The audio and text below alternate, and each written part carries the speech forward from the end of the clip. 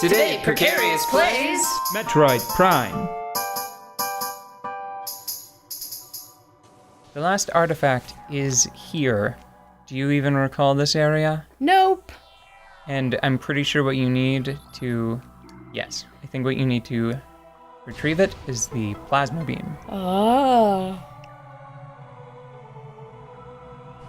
There it is. And we totally passed... Oh, well, hold on, game. There you go. Aw, he's holding you. We completely blew past this area because if you check the map, this was a boss room before, Yeah. so it's... So we've been here. This one feels a little dirty, you know? Yeah. I don't know how they could have managed it.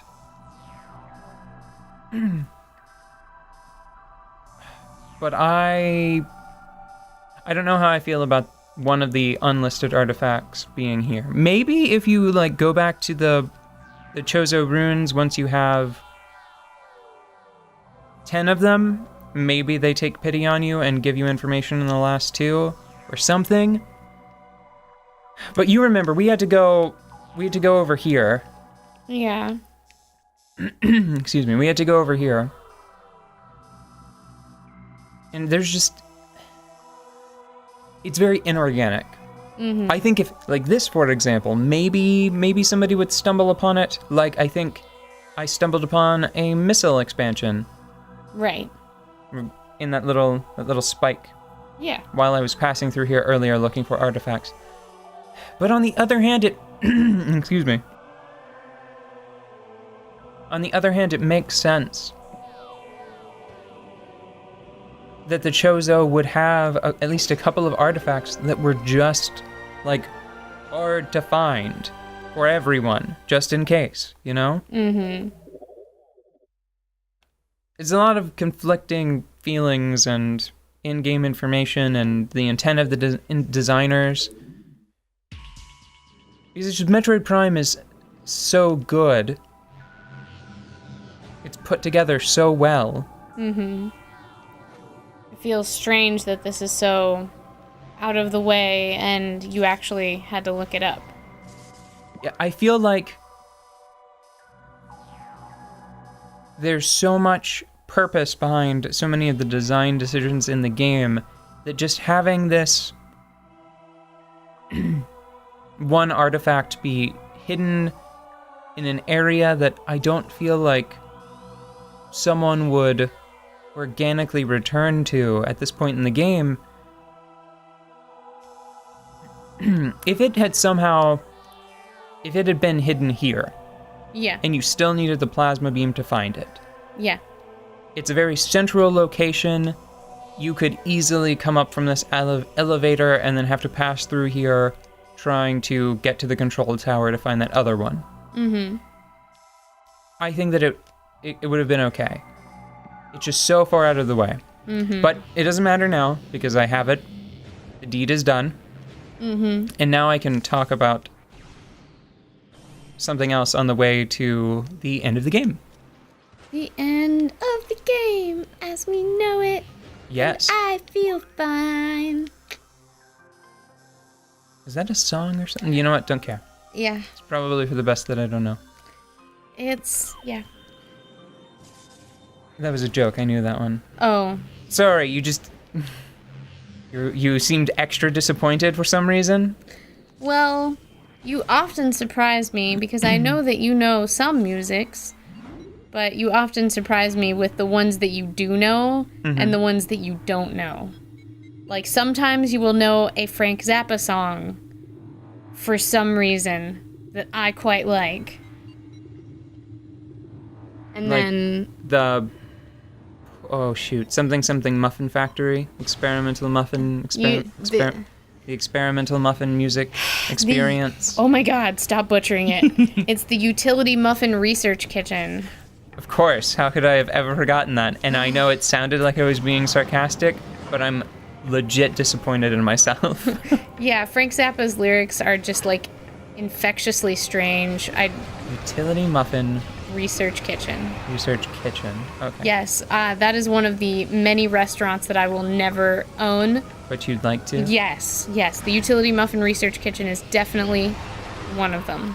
Please, in 100 words or fewer, explain to me a utility muffin. It is a muffin that is also something else. Such as a paperweight? Utility belt? The Research Kitchen part of it dictates the experimental nature of defining what other things a muffin can be and still be a muffin. I'm going to imagine it as a holster for your incisors. Yes, probably. I don't know. I didn't make the Research Kitchen because I'm not gonna build it. Does the song give an example? No, it just describes. Damn it, musicians! It describes. Why you be crazy? Applying a 1/4 ounce green rosette to the top of a dense but radiant muffin of his own design. I believe that is the lyric. Is a rosette a gemstone or? It's a shape. Oh. It's a rose like an icing rosette. So like putting green icing on the muffin. But if you ice a muffin, isn't it a cupcake? I don't know, man. That's the layers. Yes. The layers, they just keep going. Yeah.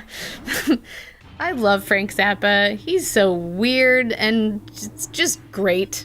Just how strange. I would like unpack that.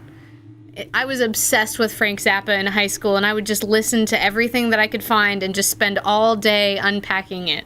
Snap! I need visuals for this. I'm sorry, but I've got to interrupt this because I'm going to talk about how they could have made traversal much smoother in Metroid Prime, and could have made traversal as smooth as it is in 2D Metroid. Yeah.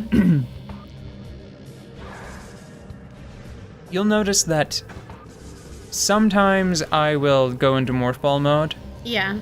to go down a hallway. Yeah. It's because I usually have an okay grasp on the length of a room. Mm-hmm. And it's the Morph Ball traversal value of the room. I'm pacing this one just to show you what I mean. Mm-hmm. Like, see how this one is very... There are no required jumps. Yeah. Even if I were to fall down here, you can still this. pop back up. Yeah, I can still jump back out with a flick of the wrist. It's better in this collection because you can flick the Wiimote to jump. Yeah, instead of hitting a button. Yeah, well, no, I mean, I'm pretty sure in the original release of Metroid Prime, I don't think the Morph Ball jump was in. I think you had to lay a bomb to pop into the air. Oh, I don't remember that. Well, I might be remembering it incorrectly. But there's this problem where I always want to use the Morph Ball boost to go fast. Yeah. Through the environment, and it's cool whenever it works. But sometimes you roll off some shit and it's frustrating. You gotta climb back up and you just... Yeah, and it feels like a missed opportunity because I thought of I think a relatively elegant solution, like a relatively elegant way to make the Morph Ball a bit quicker. Mm-hmm. Because this is the biggest problem, I think, whenever it comes to going through an environment in Metroid Prime with the Morph Ball. No matter what, unless you have the foresight to shoot it and then Morph Ball over to it. You still can't open the door. Unless you lay a bomb and then wait for it to explode. Yeah. I think that if they had thought to... Am I not charging? Why am I not glowing? Is the glow just really hard to make out with this color scheme? Oh yeah, there it is. It's just really hard to make out. Mm-hmm. Okay. Sorry. I think if they had thought to change Morph Ball... The way that Morph Ball bombs and the Morph Ball boost interacted with one another, Mm-hmm. it could have made the Morph Ball more satisfying on the whole. I think it would have been great, because you know how whenever you lay a morph ball bomb, it is a little time-based detonation? Yeah. It's a little time bomb. Yeah. I think if you had been dashing, and if you had tried to lay a bomb while dashing, if it had shot one forward in like a tiny little arc, Yeah. like if you had catapulted a morph ball bomb forward, Yeah. and if it had turned into an impact grenade, Yeah. that would have gone a long way towards making the morph ball more satisfying and viable to travel through the environment quickly with. Like, imagine if I had become so skilled with the morph ball that I had just like jumped down and hopped through all of the enemies, and then I was coming around the corner, and I was like, and now I'm gonna charge up the morph ball bomb, and then the morph ball boost. I'm gonna boost and throw it. Throw it and then pop through that door. Bonk. Oh, damn it. Yeah, just imagine if whenever you were, maybe even if you were just charging, maybe Yeah. if you were just, as long as you were holding the B button, even if you weren't necessarily dashing, if it would throw it forward as an impact grenade. But then the problem is, like, is it based on the direction of the screen, or is it based on the direction of the ball? Like, is the ball, or is the bomb always just thrown in the direction that the camera is pointing, or does it actually care about does it only care about the direction that the screen is facing? Yeah. I guess that's a little complex.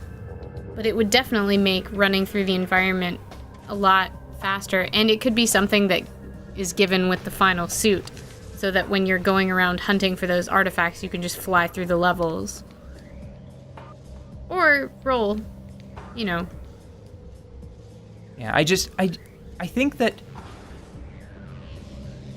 because the boost ball has such strong momentum in a single direction, because it's really hard to turn once you let a boost go, I think it would be fine if it had just been launched relative to the direction of the ball and just screw the direction of the camera. Yeah. The camera's facing. And it seems like it would have been a pretty slick solution if you could just go woo and then throw a bomb. Anyway, that's just something, it's been weighing on my mind for years. Yeah. Because I thought of that a long time ago, and after I played some of AM2R, Yeah.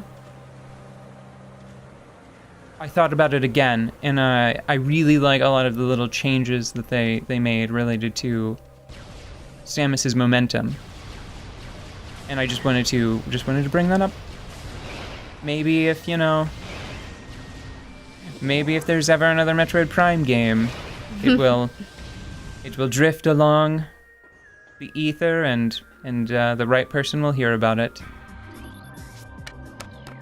Ether? Is that you? It's sort of a joke because Ether is the name of the planet in the second game. I'm stopping this episode and putting the brakes right on it.